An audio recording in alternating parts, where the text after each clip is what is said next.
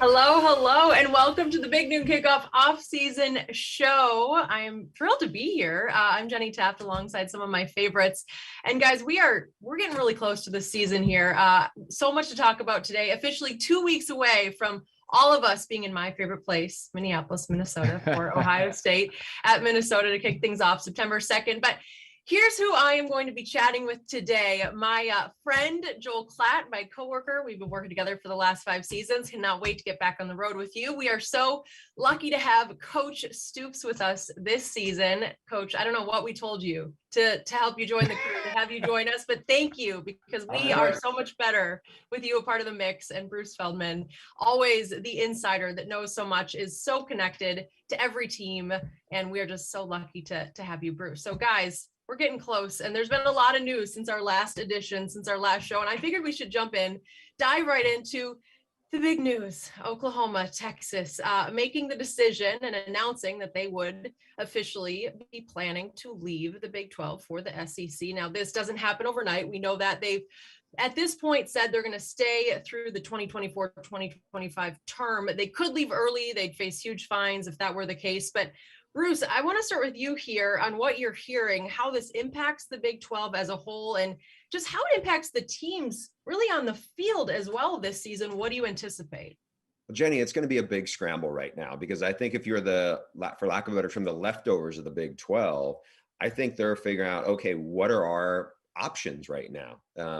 Just the other day, we had reported that the ACC, the Big 10 and the Pac-12 have been in discussions about a possible alliance. Now, obviously, the other schools who are left in the Big 12, they're not part of those kinds of discussions. And I think that really puts them out on an island. And that is an unfortunate spot. Now, on the field, I think what you'll see a lot of is, I mean, look, if horns down had become a big deal in the Big 12, this feeling of, hey, you guys are leaving us for bigger money, and how it unfolded, I think that little sniping is gonna come up at times. I mean, will the players sit there and acknowledge it? I mean, you know, for a bunch of players, I think they're just knowing who they're going to play on Saturday. I don't think they're going to be worried about if this doesn't happen for another 2 years.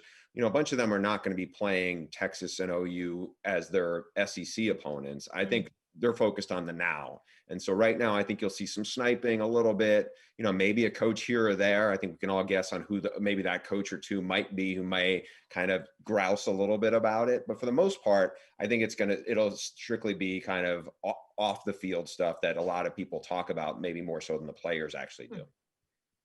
I agree, Bruce. Media talks, fans cheer, players play, coaches coach. Once you get on the field, it's going to be business as usual. And someone even asked me, you think the officials will have a kind of all of a sudden become biased against OU and Texas? I don't see that happening. All those officials are very professional people, do things with integrity, do things right.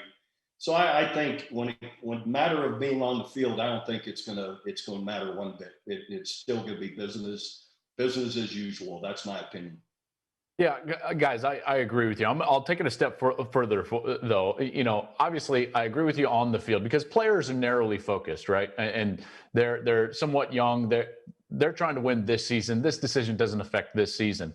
I think where it will affect the season to some degree is I feel like we might be underestimating the animus for these schools amidst this decision, for the environment. When these teams go on the road, they will be met with a venom that they have never seen before. And these are schools that deal with this normally, right? I mean, these are the targets. OU has the biggest target on their back in the conference because they've been the most successful team in the conference. 13 Big 12 titles in league history, 6 in a row. I mean, they are the top dog. Everyone targets them. Texas is Texas.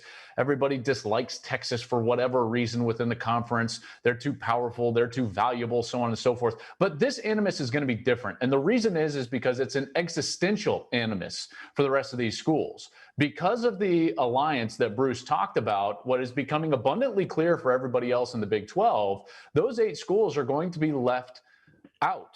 And that animus is going to be absolutely palpable when it comes to an environment in those stadiums. And I don't think that should be underestimated by either Steve Sarkisian or Lincoln Riley in prepping and preparing their teams to go on the road and play within the league. I think it helps Oklahoma that their toughest game by far, outside of Red River, obviously, is going to be at home against Iowa State. That's going to help them immensely. And then the last thing I would say is the other environment that this is going to play out is on the recruiting trail. Won't affect the field this season, but these 8 schools are going to get decimated on the recruiting trail, while Oklahoma and Texas are going to start reaping the benefits of this potential move going forward. It's going to be very difficult for these schools, these 8 other programs and these head coaches to recruit at a high level with this on the horizon. Wow, it really is such big news. And you mentioned Iowa State. I didn't even tee this off the top of the show because I was so excited to get going. But we're going to have Matt Campbell as well joining us later on. We're also going to top 5 Heisman candidates as well. But since we are talking Texas, Oklahoma, let's go into a little bit deeper with the Sooners. And I think it's only appropriate I start with Coach on this one, because we know the expectations. We know the talent of this team. We know the quarterback. Look, they've won 6 straight Big 12 championships. But the expectations are higher for this team. Can they win a playoff game this year? Do you believe they have the players and they have the talent to get it done this season? I really believe they do. I believe they're going to have their strongest team here in the last 4 or 5 years for these reasons. Number one, defense is becoming a strength. I think the last 7 games last year to finish the season, they gave up an average of 17 points a game, which was best in the Big 12 and I think number 10 nationally. You look at last 7 games, and that includes Florida. And I don't care how many players they had playing or not playing. I'm not much for excuses. The D-line has become a strength. Guys like Nick Benito, Perrion Winfrey, all of a sudden now their front 7 is a strength, which is going to really help them, when it comes to those crunch games. It's going to give more possessions offensively. Lincoln Riley is a master offensive coach, of course, and a head coach. But I believe the maturity of Spencer Rattler, redshirt freshman a year ago, now with spring ball and a full summer camp in front of them, doing things the right way, is only going to be better. A more experienced receiver group and tight end group to go with them. H-back group are great players all around them. And then we're always, with Bill Beatonbow as our O-line coach and run game coordinator, we're always going to run the ball at OU really well.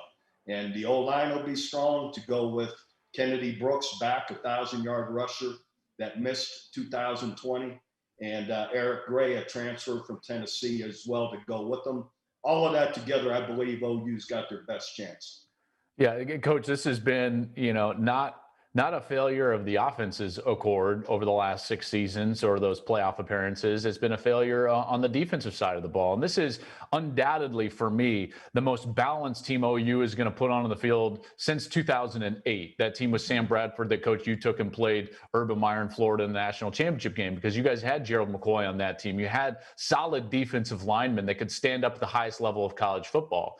College football has really progressed over the last decade. And what you're seeing now is, in order to win the national championship, you cannot be dominant on just one side of the ball. Even Nick Saban in Alabama started to learn that, because they couldn't just win national championships with a dominant defense. They had to evolve offensively, and we've seen them do that and subsequently win national championships. You've got to be great offensively. You've got to be great defensively. And in particular, when it comes to possessions, one stat I'll just throw out there, and this is bigger than stats, but one thing Alex Grinch, guys, talked about constantly, and Jenny, you know, and I know from meeting with him, is he talked about takeaways and the lack thereof over the last few years for OU on the defensive side. And then all of a sudden last year, they led the Big 12 in both sacks and takeaways. They were putting pressure on the offense. And Coach, you talked about extra possessions. How do you get those? You get those with things like sacks to get teams behind the chains and force punts, and you get them with takeaways. And when Lincoln Riley has those extra possessions, then he can win at the top level. I think this is the year that they find themselves in a national championship game and maybe a coin flip opportunity to win that game going forward. Jenny, for me, the thing that really stands out, and I think we all agree, Alex Grinch has been a terrific hire for Lincoln Riley. Yes. But from, you've been on the sideline at those games too. to me, the biggest thing that really has changed for them was it was a lack of belief, especially in the secondary, where it was like, okay, here we go again. It was almost like a dam was going to break. They would be doing pretty well, and then all of a sudden it was like, here we go again. And I can't tell you how many times like we would sit in Alex Grinch's, in a meeting with him, and you could see the frustration. He'd show them all different aspects of a motivational video or some kind of thing to try to connect them. But I think it was just they were almost like they were shell shocked. Oh, Baker will fix it. Oh, the offense is going to handle it. And a lot of times that would happen with Oklahoma because the offense was so good. But I think it was now that there is some stuff in the reservoir of they do have the confidence that, hey, we're not going to break if we do give up a big play or something does go wrong. And I think a thing that they've done a really good job of recently was upgrading the length and the athleticism on the back end. Because when you would be around them, they did not quite look like what you would expect. You'd see a 5'8", 5'9" defensive back who, you didn't look at and say, okay, this is a super athletic guy, or you'd see guys who maybe weren't the same caliber you might see who are going to be playing in the playoff in the SEC. And I feel like between the combination of upgrading the athleticism back there, as well as just finally getting the belief that, hey, we're not going to break if this happens. I think that's such a good point, Bruce. And Joel, how many meetings did we sit in with Coach Grinch? And we sounded like broken records, right? But I know. It's the hard work that they've put in and the belief. And I think you're right, Bruce. It's a great point. It's a different kind of trust now. And hearing Coach Stoops say that the defense has improved, I'm going to stick with that. And I'm going to ride with it, because with a strong defense, the Sooners are a dangerous, dangerous team. That other team we mentioned who made that big decision to be moving on, or at least have the plans to, is Texas, the team that is always in the headlines, but particularly so much more in these last couple of months with the hiring of Steve Sarkisian. Look, we've gotten to know him over the last couple of years, and there's a lot of pressure at stake for Sark. We know that everyone expects Texas to be at the top of the Big 12, but the reality is they haven't been in a while. They haven't won the Big 12 championship since 2009. That's tied for the longest drought in school history. That's not looking good. This is a tough turnaround for Sark. So I want to start with Joel here. What does he have to do to get it right? And can he do it? Is he the right guy for the job? Okay, so I think the first thing is to try, at least, and I know this is difficult, but try to evaluate how far they are from a roster perspective to being at the top end. Let's not forget that they were a top 5 team in terms of the aggregate, the composite ranking, as far as just number of stars, recruiting talent on their team last year. They also lost those 3 games by a total of 13 points. Jenny, we saw the fumble at the 1-yard line in the game that we did against TCU.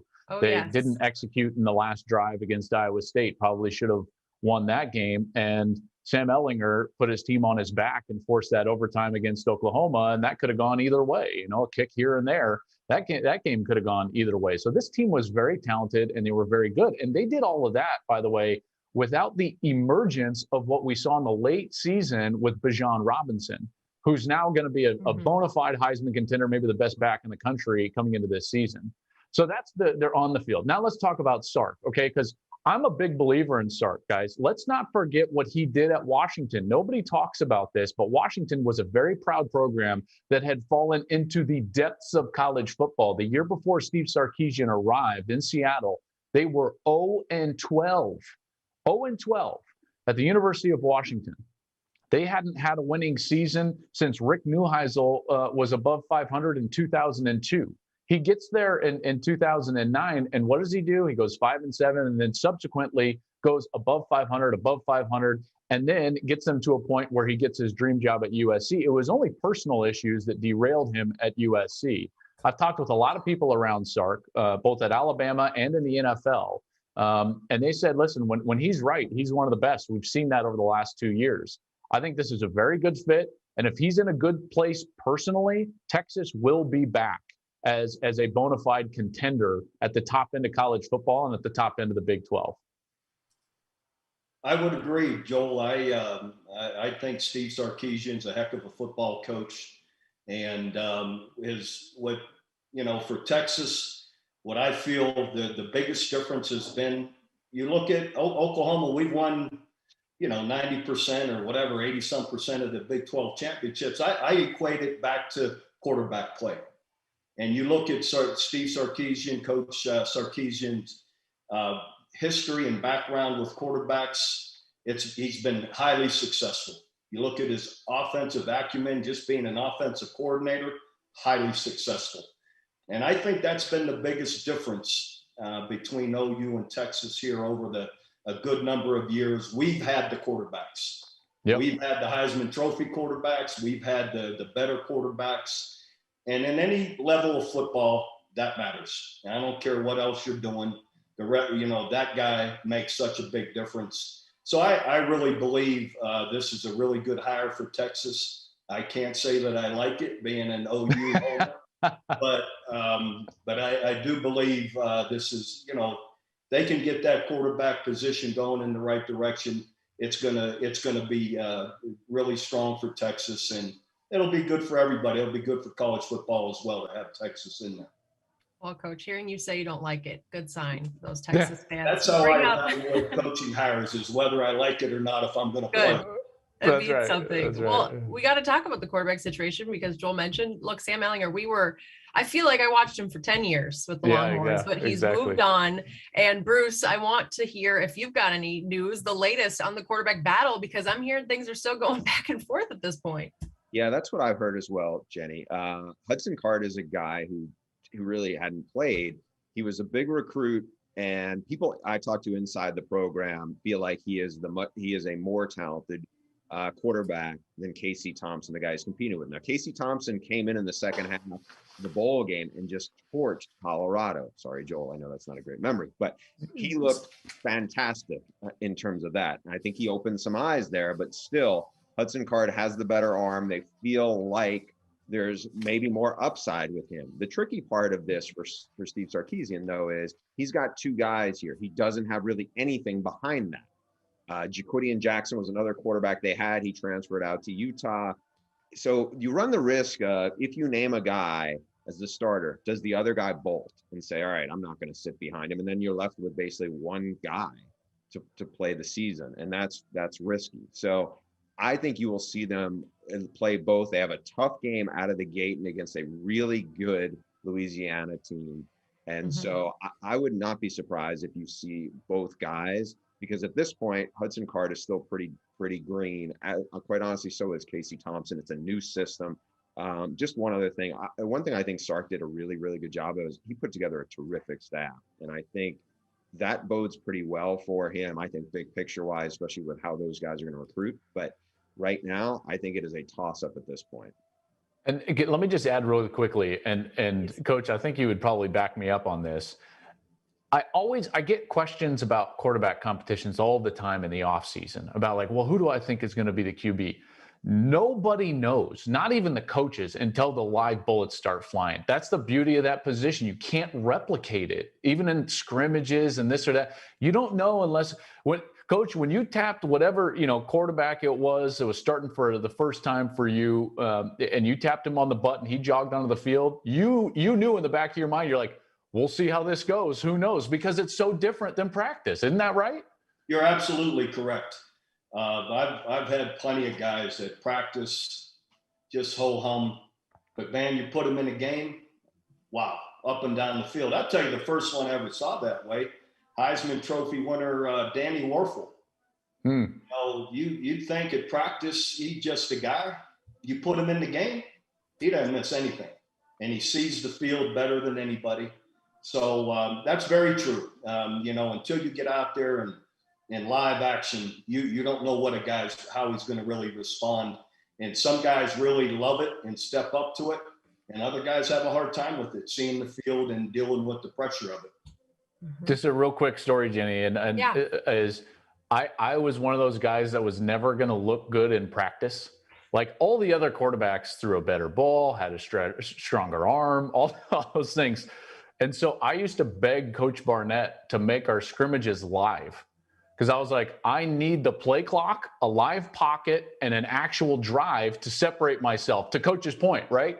Yeah. And he used to tell me, he's like, Joel, we don't need to go live. I was like, please, let us put the mouthpieces in, make us live, take our red jerseys off and let us be live, to the point, because so that's what I'm looking forward to in places like Ohio State and at Texas, is seeing these guys go out there for the first time, because that's when the decision will ultimately be made.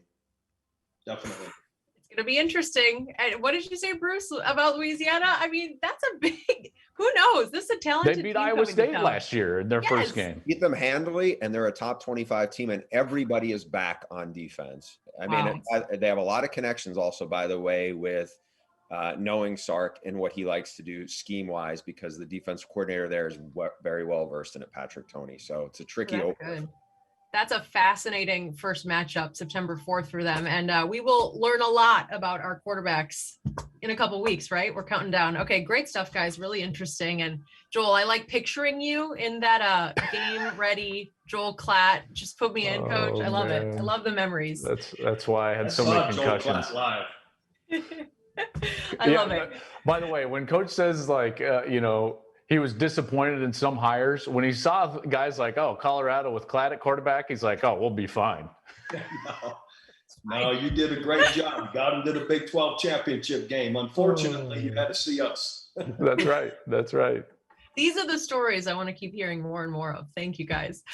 We're going to move on. One other team definitely worth mentioning, and so much hype surrounding Iowa State. First time ever in the top 10 of AP preseason poll, number 7. That's a big deal for this team. They're coming off their first ever Big 12 championship game appearance, most returning starters in the conference. They are confident, they've got the experience, and they're all about culture. And Coach Matt Campbell will join us next. Well, joining us now, and we're so excited about this, Iowa State head coach Matt Campbell. And Matt, I know as the days count down, the closer we get to the season, the busier you are. So thank you, first of all, for taking the time to chat with us today. Thank you for having me. Awesome. Well, we're so excited to see you in action this year, and there's plenty of excitement surrounding your program. And I'm going to jump right in. Congrats on the preseason ranking, number 7, highest in school history, first time in the top 15. So I want to ask you, what was your reaction to the ranking, the team's reaction, and how do you manage those expectations? Yeah, I'll be honest with you. If you even asked me what that preseason ranking would be, I don't know if I could even tell you if I knew what that answer is. And I think, one of the things that we've learned along the way as we build our football program is to really kind of stay present and understand that obviously we are outcome aware. We know what we want to do and what our goals are. And our goals are obviously to be our best in our 12 guaranteed opportunities we're given every year. But I think we so hunker down on the process to get to be our best. And, even this time of year, I think you're really earning the right at this time of year to have confidence and pride to play in those 12 guaranteed opportunities. And I think we really spend so much of time and our focus on getting to that point more than maybe what a ranking would look like or feel like. And certainly we know those are things that we'd love to be at the end of the season. Hey, Matt, do I need to call you Coach Campbell, or is Matt okay? Matt's plenty good, Coach Stoops. In today's world, you got to watch that. But That's right. That's right. Yeah, I found it interesting.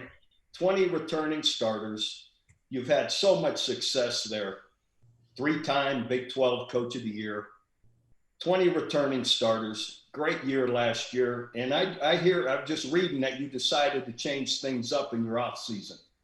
I did a similar thing 2015, but that was after 16 years. Mm-hmm. I changed up my weekly practice routine because I felt it was stale. What was your reasoning to change up your routine with so much success and so many guys back?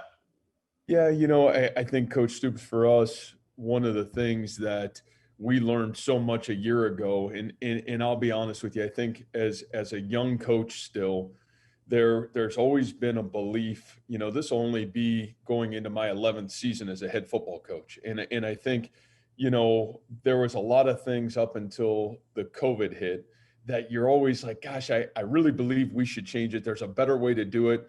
But you were having some small successes and you were fearful to make the changes because, man, if you made some of these changes, what would happen? And, I think last year with having 3 months without 3 months without your players here, and you had to uniquely find a way to prep for the start of the football season and last football season, I really felt like we learned a lot of things. And, I think we were coming off a 19 season where I still felt like maybe we weren't at our best when our best was needed. And, I think really all of those things hitting forced us to go into this offseason and say, what did we learn from COVID? How did we learn to prepare our players better? And how can some of these processes, spring practice, summer training, the fall camp model, how can we be that much better? Because it's our responsibility to be better for the betterment of our football team, and not be fearful of making changes, knowing that, we're going to do our best to put our kids in the best position to be successful. I think that's really where a lot of that came from my end. Coach, Dan McCarney had a lot of success at Iowa State, right? And I had to play against him. Coach Stoops, you obviously know Coach McCarney really well. And that was really the last era of Iowa State football that, you had those, back-to-back winning seasons. In fact, the last back-to-back winning seasons was 04-05 before you got there. Now, all of a sudden, you've got 4 straight winning seasons in your 5 years. Can you talk to me about the process of building your program to the point it is now, and how important it's been to have foundational pieces be there for long stretches? Because you're a veteran team now, and these guys have been through the lows, and now they've seen some of the highs.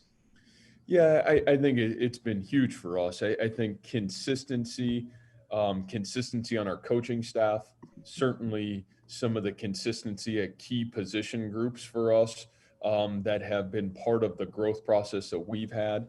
I think those have been really big for us. And, our building method here as a program is recruit, retain, and develop. And, I think along the way, as we've built this program, it was first aligning yourself with the right people, then retain those good people. And that's both players and coaches. And I think that's where that word culture comes into play of, creating a culture where growth and, can occur at a really high rate. And then the last piece of it, where I still think we're just kind of touching the surface on, is the development process. And I certainly think we've grown immensely there over the last couple of years, but I still feel like that's an area for us that we can continue to bridge the gap for us. But, I think the retention of key people on our coaching staff, and certainly some of the players, you talk a guy like Brock Purdy, who's in his 4th year as a starting quarterback. You talk about Mike Rose, who's the 4th year starter for us as a Sam or Mike linebacker.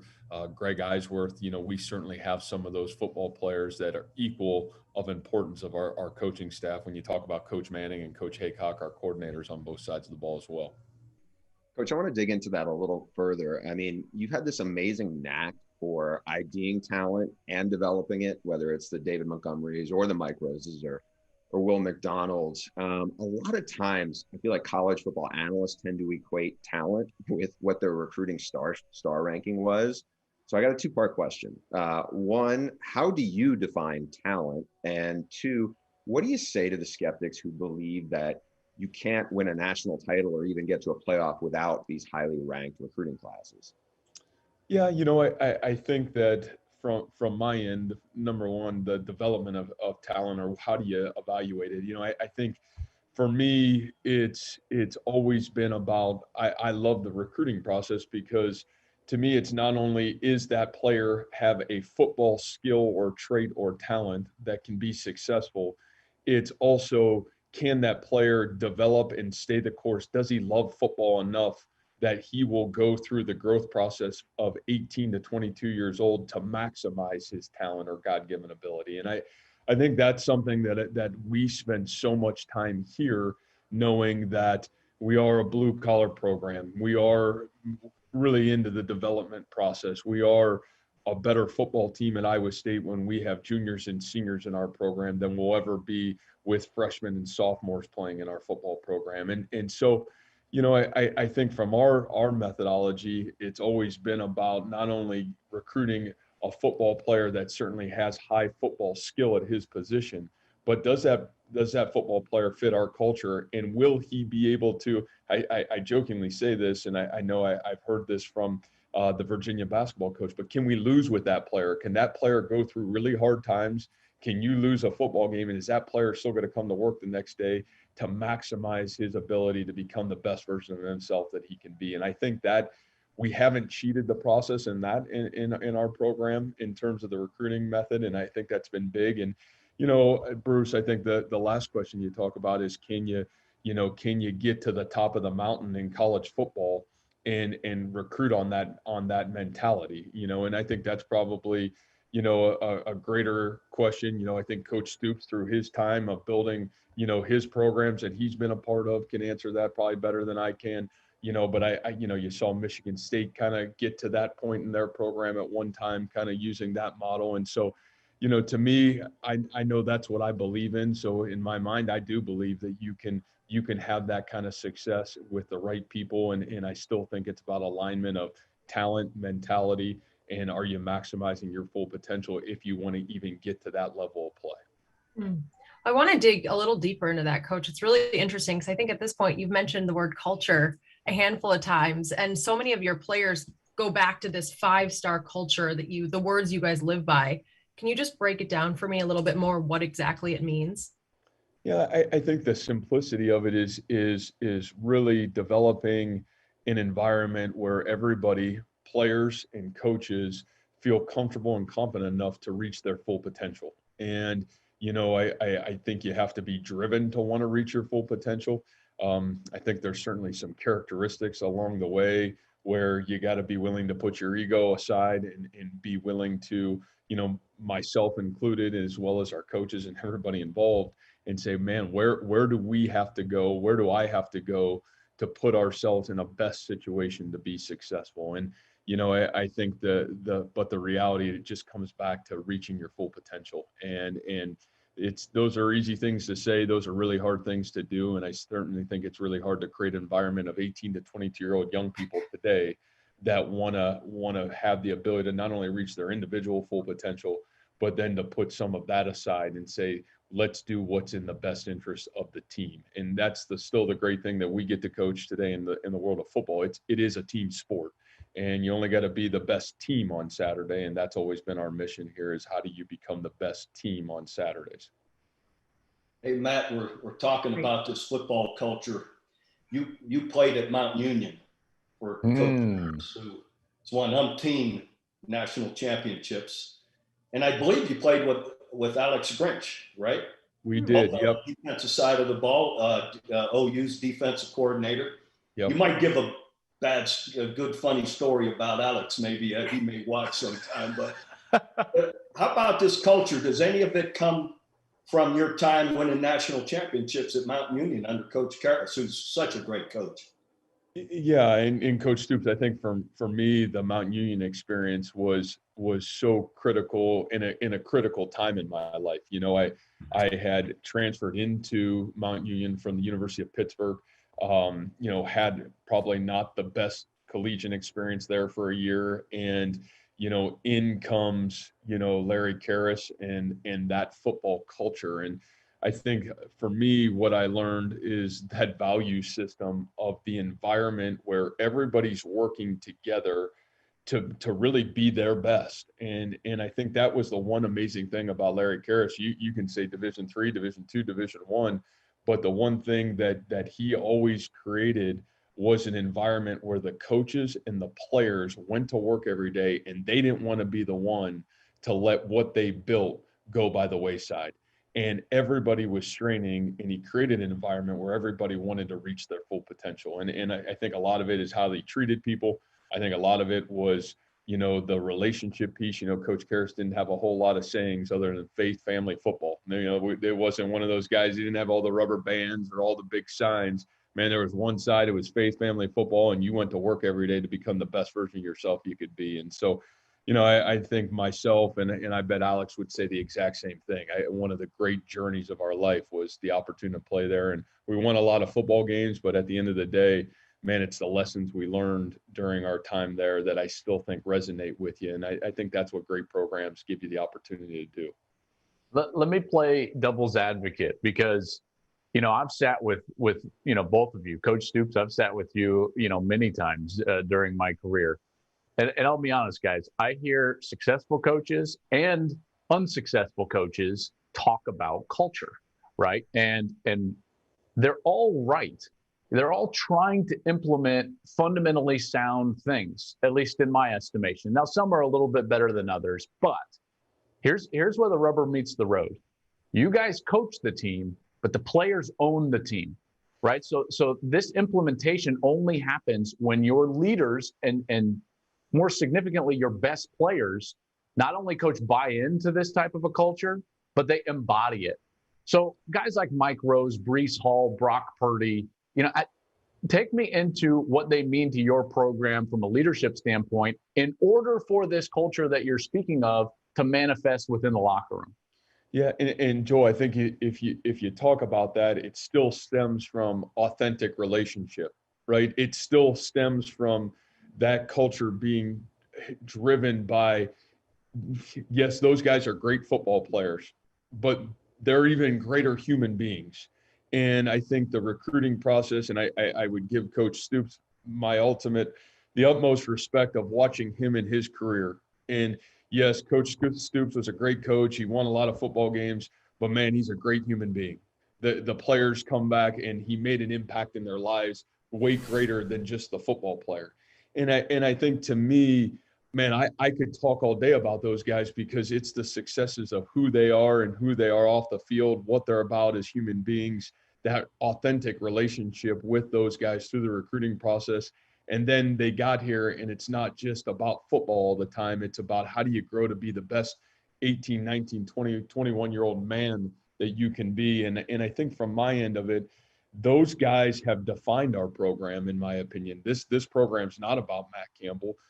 It's not about John Haycock's defense or Tom Manning's offense. It is about the player-driven leadership that we're fortunate to have. And, I think that all comes from authentic relationships and having the opportunity to, it's bigger than just football. It's not just about going and winning on Saturday. It's winning on Saturday is a great result and it's great for everybody else, but it's about how you grow as a human being and how we become the best versions of ourselves off the field. And I think that's been really big for us. And I think, when you talk about those three football players alone, they're way greater humans than what you get to see on Saturday. It's great that they're making awesome plays, but man, Mike Rose is going to be a great father, great husband. He's going to go be successful in life. Brock Purdy's going to be, man, he is as grounded in his faith and who he is as a human being than anybody that I've ever been around. Breece Hall, what he stands for, what he's come from, what he's about.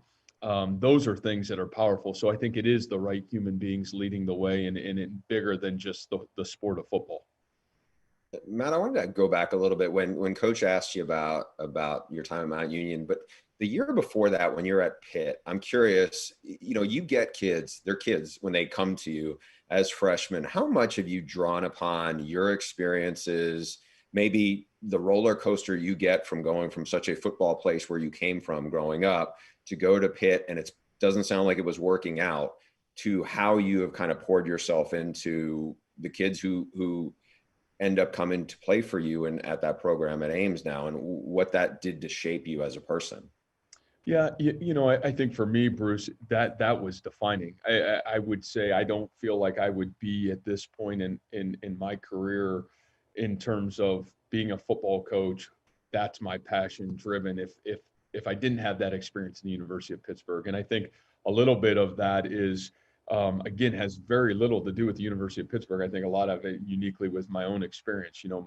My family went through a really hard time. My parents went through a really hard divorce during my high school career, needing that foundational culture, needing the right people at the right time. I had a great high school football coach and, kind of being absent of that, for a season, I think that was really hard for me. And I think it's always a reminder to me of any young man that comes into our program, man, where are they coming from? What are their challenges? What are their needs and how can I serve them the absolute best way possible? Because I never want a young person to come in. I know there's a lot going on in the college football spectrum, but it's still an incredible opportunity for an 18 to 22-year-old to change their life forever.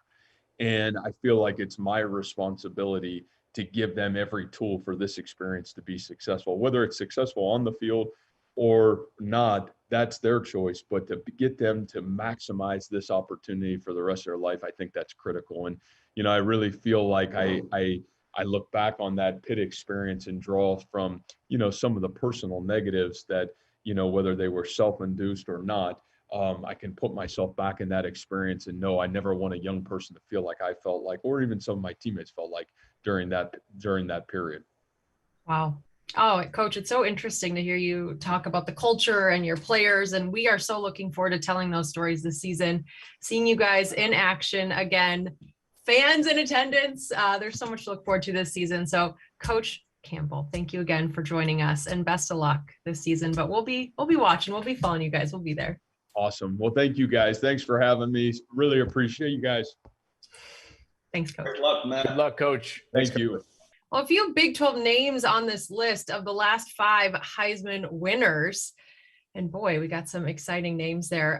It's always a good time around here when we can talk about our Heisman favorites, Heisman hopefuls, and I'm very curious to hear from all of my friends, Bruce, Joel, Coach Stoops on this one. So in terms of our Big Noon Kickoff and some of our favorites, I'm going to take you through who our favorites are right now. And starting with number 5, DJ Uiagalelei. So I didn't say that as well as I could, but the next time it's going to be better. I'm sticking with DJ for now. He is our number 5 pick, and I'm going to move on to a different quarterback, Bryce Young from Bama. In our 4th place, he's the highest rated quarterback signing in Alabama history. Of course, we know that. And a running back, Breece Hall, Iowa State. Matt Campbell obviously spoke glowingly about him and his potential and what he means to this team. I'm looking forward to seeing him in action this season. Our number 2 Heisman favorite, Sam Howell from North Carolina. And at number 1, quarterback, Spencer Rattler from Oklahoma. Coach Stoops, I got to start with you on asking about Spencer Rattler, because we saw some of, those early mistakes from him last year, but really the maturity that we saw from him as the year progressed was impressive. What are you seeing from still the young quarterback, and just how excited are you about watching him this season? Yeah, I believe Spencer Rattler is just scratching the surface of his potential. You look at, first of all, why he ought to be a Heisman leader or contender. He's playing quarterback for Lincoln Riley.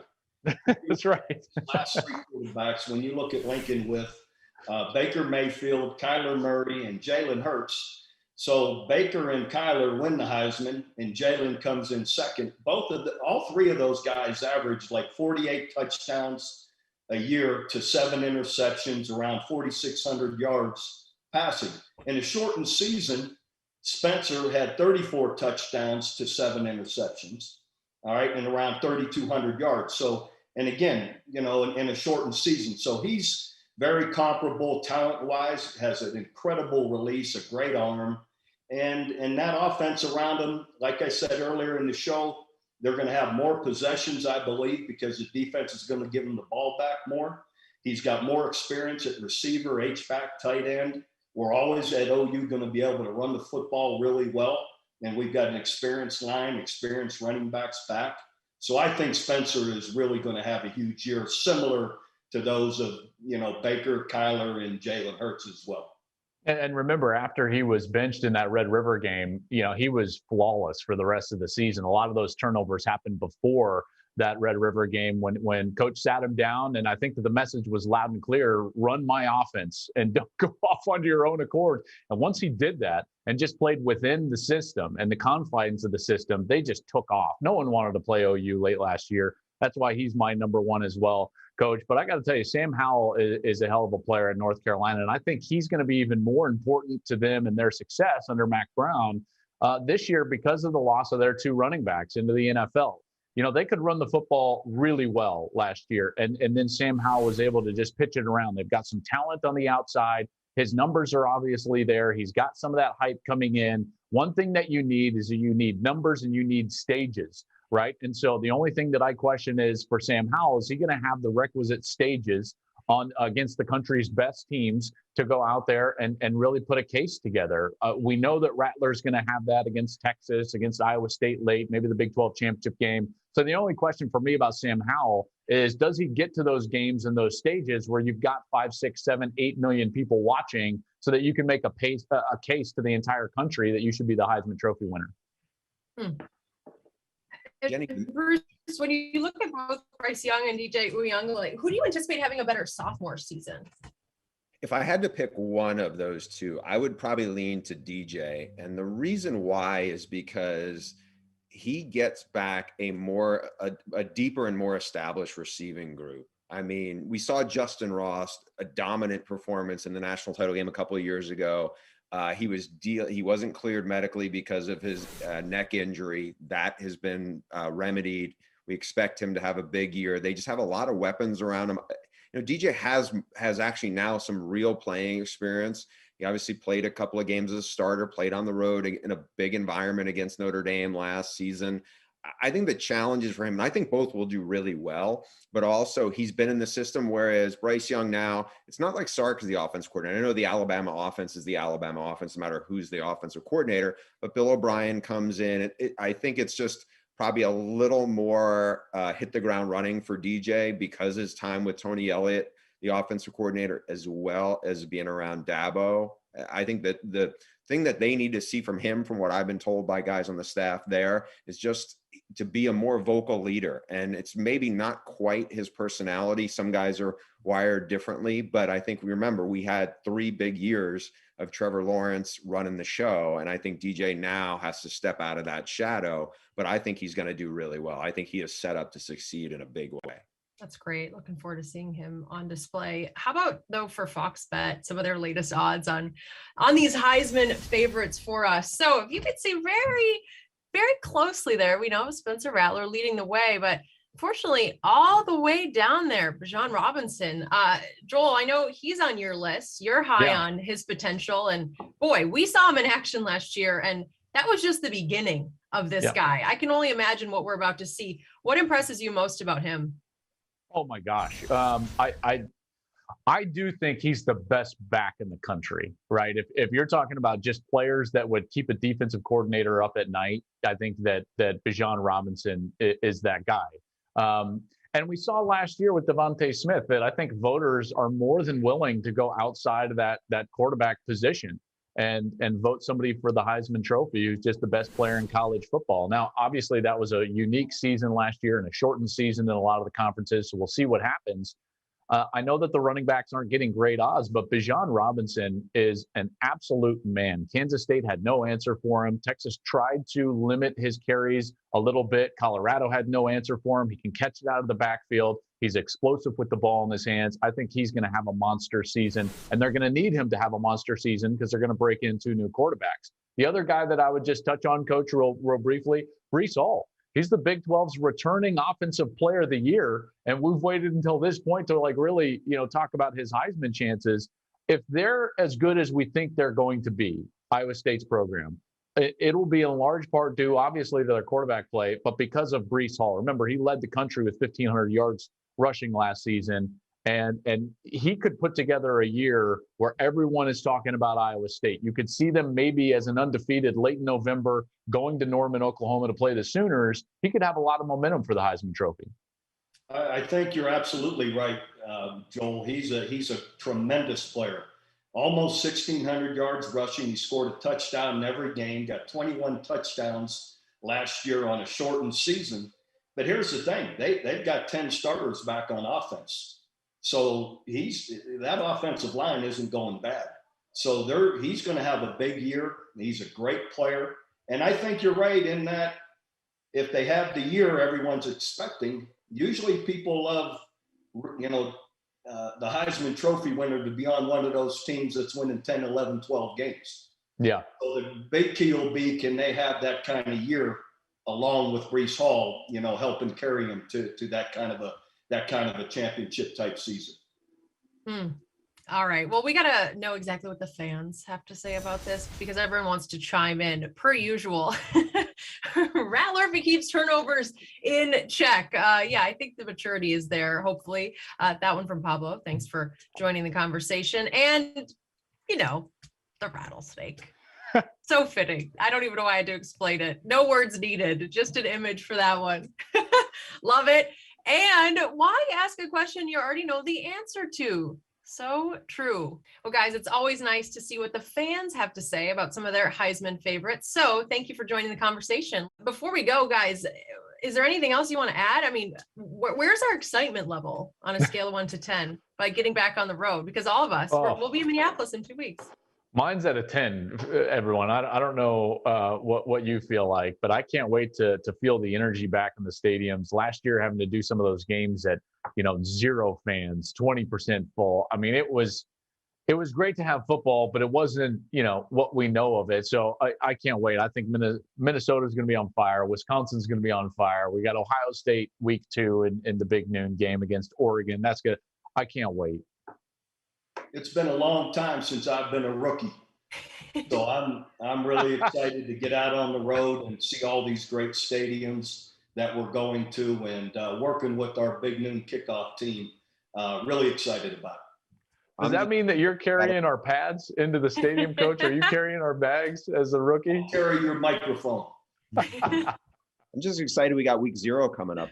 It's right around the corner. That's right. Being on the road, it's just, we got Brett Bielema's first game against Scott Frost in Nebraska. I think that can't wait for that. UCLA's playing Hawaii. I mean, it really is right around the corner now.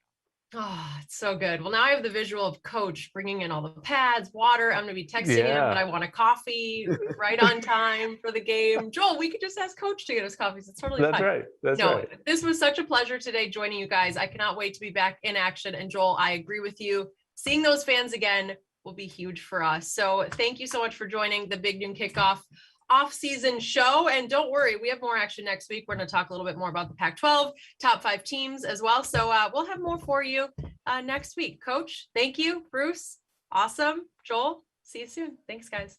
Bye.